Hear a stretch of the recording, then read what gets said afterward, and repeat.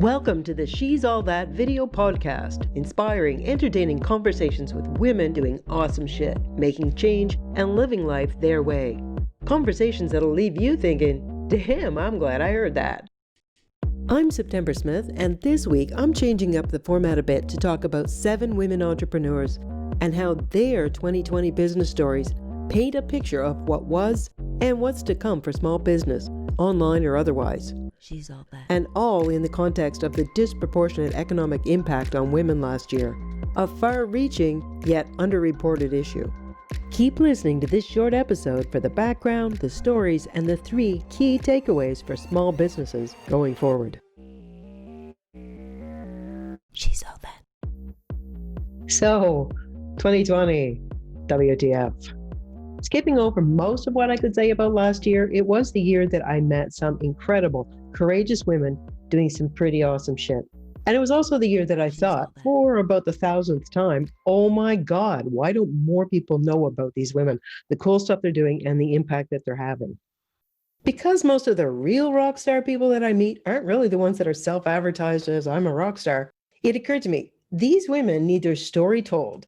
There are people out there who need them for their knowledge, their energy, and if nothing else, just for the inspiration. And that's where the She's All That podcast came from. These women that I'm going to tell you about today, all of them are entrepreneurs. All of them are true 2020 stories. The impacts that the events of last year had on these women, it tells the story of the people, the small businesses, and the rise in entrepreneurship in 2020. Each of them were all trying to ride the ongoing shit stream of 2020 as they either started their businesses by necessity or choice, pivoted their business focus to surf the tidal wave, or modified their operations to deal with the new limitations and restrictions on how they could do their business.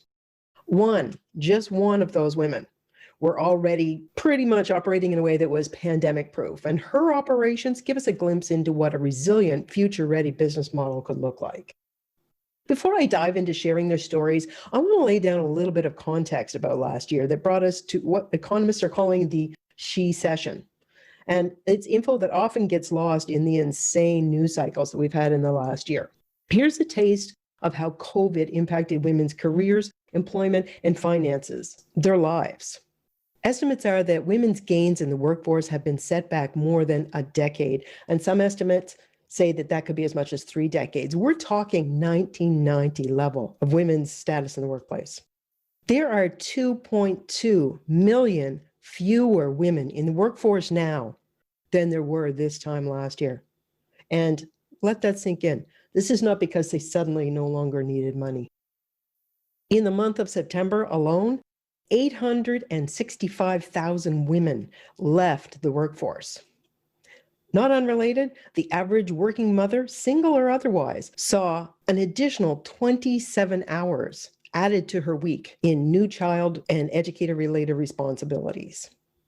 In a study by Lean In, 1 in 4 women reported they were faced with downsizing their careers or leaving the workforce altogether as a result of the COVID crisis. Even for women who kept their employment, 37% of those had pay cuts at some point last year. And less than half of those women, 44%, have had that pay returned to the level it was. For all working women, their hours and their pay dropped by an average of 19%. And God help you if you're one of those over 50, because if you lost your job, it's estimated that over half of those women will never be reemployed, which would explain the avalanche of new female entrepreneurs in the online space. Having set that stage, I want to give you a glimpse of these women's pandemic entrepreneurial journeys. Keep in mind, these women are not tech wizards, they're not marketing mavens, they're not coming packing business degrees. They are just experts in their field, needing to make it work and doing it their way. Janelle Benjamin came to my notice last summer as she was rapidly building her new solo consultancy as a diversity, equity, and inclusion expert after she'd been phased out of a municipal DEI initiative because, as we keep seeing even now in 2021, that racism thing is over, right? Taking all of her education, her experience, and her skills, she DIY'd her new consultancy business to help organizations efficiently implement their own unique solutions And since research just keeps showing us that the lack of diversity and equity in a given business really impacts their bottom line, you need a solution. Not content with just learning the entrepreneurial ropes and building her own company, Janelle has also launched her own YouTube channel, White and Woke at Work, interviewing white allies about issues of race in the workplace. Thompson also popped up on my radar last summer, soon after the George Floyd murders and the subsequent summer of protest. This heightened moment of focus on the deprivations imposed by racism spurred Tara to leave her position at a for-profit hospital to use her talents as a prenatal educator, a certified nursing assistant, and a doula to create not one, but 3 business services to make a difference in the appalling situation of maternal mortality and to help new mothers-to-be have a safe birth and have the best start for their baby. Tara now delivers prenatal education and mentoring online. She's created an amazing subscription box service for pregnant women to give them just the products and the items that they need for each one of their trimesters and in their postnatal period. And horrified by the role that food insecurity plays in the high maternal mortality numbers, Tara even launched a growing charity to help bring food to these new mothers at risk. Like so many people whose businesses were based on live events, Susan Boelman had been running her outdoor adventures and retreats for women in Montana until the world pandemic brought all that to a screeching halt. Losing income, a lifestyle, and a business model, combined with a marked lack of enthusiasm for tech, Susan kept her Facebook community going, modeling to all of us, people who are now suddenly stress and anxiety ridden, just how we could be getting out into nature to stay healthy and to stay sane during this pandemic. And by autumn, Susan had harnessed technology to bring her clients digital products around their outdoor adventures and virtual outdoor teaching events, even a virtual how to snowshoe event that's happening this winter. Who saw that coming?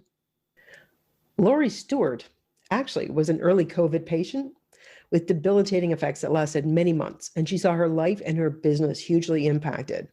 As a naturopathic nutritionist and as a wellness consultant, one of her decades-long income streams, that as an ambassador for a highly regarded health supplement company, suddenly dried up.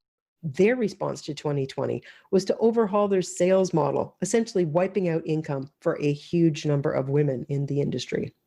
Left with what had been a largely face-to-face consultancy, Laurie had to retool to add online consultations with her clients to her business model and figure out how to market this virtually. Tahsha Bennett, who had already suffered her own career setbacks due to physical injury in a pair of traffic accidents, had found authorship, online publishing, and in 2020, she published her 4th self-help book, Depression During COVID. She added online coaching, and in the dying days of 2020, just after being on my podcast, Tahsha decided that would be a perfect addition to her business model and how she would help her clients, and she has founded her own podcast, I Said It With No Edit.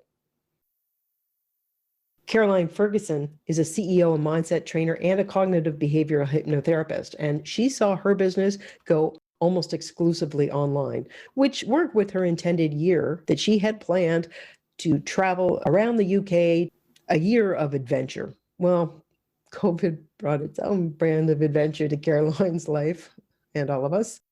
And in addition, she had the back and forth of having to help elderly parents in Scotland with their struggle with the lockdowns. Through all of this, she diversified her income streams with an entry into property rentals and all the while working with her clients online. Heidi Hackler, author and holistic health coach, was the entrepreneur most prepared for what 2020 threw at us. For the last 7 years, Heidi has lived aboard and run her business from her 40-foot sailboat off the Pacific coast of Mexico. She's done all this online for years, and she offers programs, consultations, and reps a line of supplements that she recommends for her clients. And she does all this from the galley of her sailboat. When the necessity for isolation arose, Heidi and her husband Kirk were already well set up to do this, able to independently live aboard with storage for all of the food and goods that they would need for weeks of isolation at a time, and stay in touch with all of her clients. From my experience in the online business world last year, as well as the conversations with these 6 women, there are a couple of takeaways that I have. And those would be, you need to have more than one stream of income. You need to be ready to overcome your issue with tech and get your business online. And lastly, you need to be creative, resilient, and flexible to meet the demands of business today. And all these women did just that. Business is not what it was even just 1 year ago, and we're not going back. These gals were up for the challenge. Check out their individual episodes to get a taste of these women and the conversations that we had around their business and the issues that impacted their lives last year. And if you want to get in touch with any of them, each one of their episodes has that woman's contact information in the notes in both YouTube and in the podcast. Thanks so much for being here with me, and let's hope that 2021 is not nearly as colorful as last year was. She's